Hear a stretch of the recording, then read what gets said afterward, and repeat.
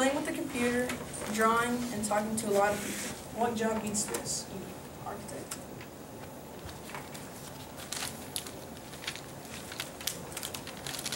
A day for an architect is not simple. They are usually on and off the phone and the computer. They talk to clients, and the other part of the day, they work with a team or individually designing many things, for example, buildings, hospitals, and schools, etc. They can go to construction sites and see how the workers are doing, and checking if they do their job right, and explaining how it needs to be done. If the building is not designed right, then the building will burn or fall on itself. The buildings have to have multiple escape routes so the people in the building can get out in case of an emergency. So then I have to make sure that the workers are working to the best of their ability.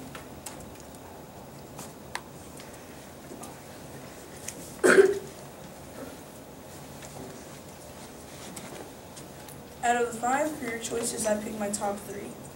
Architect is my top choice, then journalism, and construction manager. I wanted journalism because that job works with cameras and they get to type stories.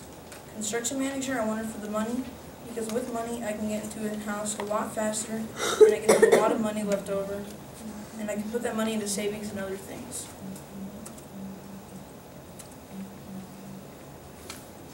Opportunity cost. I gave up being a construction manager so that I could become an architect. This was a hard decision, for construction managers earn more money than architects, but designing buildings interests me more than money. Another job opportunity that I gave up was journalism. I thought this would be a fun job because I would be able to take pictures of horrific scenes and get to tell the public about horrific crime scenes. But once again, being an architect fascinates my interest more than being a journalist.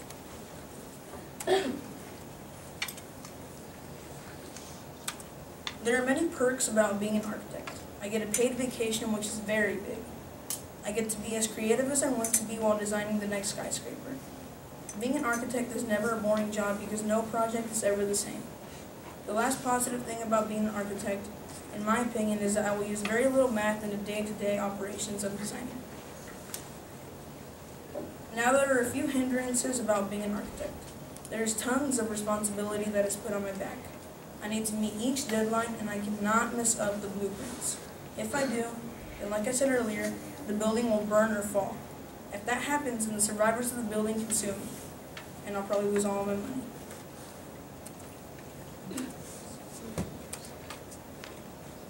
My spreadsheet information was off, bad. There were some things that I was close to getting, and that was just pure luck. Like the car payment, I was way off. I thought it would be about $500. My dad said $300, but with the used car, I will pay $129, and that's a 2002 Honda.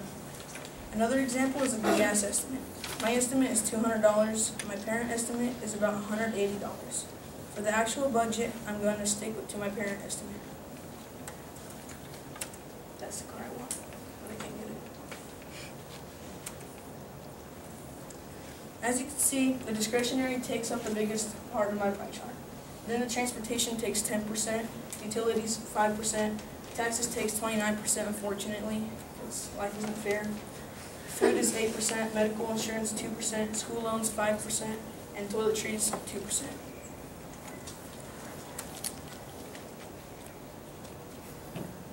Now the trade-offs. These things make me kind of sad because I have to give up privacy for a roommate. That way I can split the costs and I don't have to pay as much. Another thing is a new car for a used car. That way I can save a lot more money. Another thing is eating out. If you eat out every day, you're going to spend a lot of money. So if you stay at home and cook for yourself and eat at home, then you're not going to spend as much money. My resume. I have to go 6 years to college in order to become an architect. I'm going to need a bachelor's of arts and a master's degree. I interned at Paul Martin Architecture. Paul Martin is my reference. There are many skills that I need for this job, and I listed some of them here, and I picked the most important ones. I need to be detail-oriented, focused, punctual. That means be on time for work well with others, and I'm going to need to use my creative mind.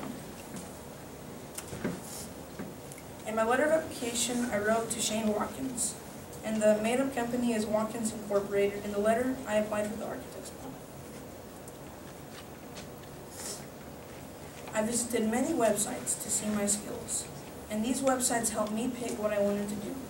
Here are the two that helped me the most. One of them is Education Planner. This one helped me on what college I might want to go to based on the information that I need for my career and what I might want to do. The other one is Bureau of Labor and Statistics. This one gave us options on what we like to do and helped me pick what I wanted to do, and helped me pick what I don't want to do. This was one of my articles. It was in the Bureau of Labor and Statistics. It just explains the work environment, salary, and how to become an architect. This is my other one. It's on an architect from Wichita. His name is Brad Teeter, and he just explains the typical work day and what kind of training is needed to become an architect. As you can see, my job is very fun and interesting. It has its good perks and its bad hindrances. Thank you.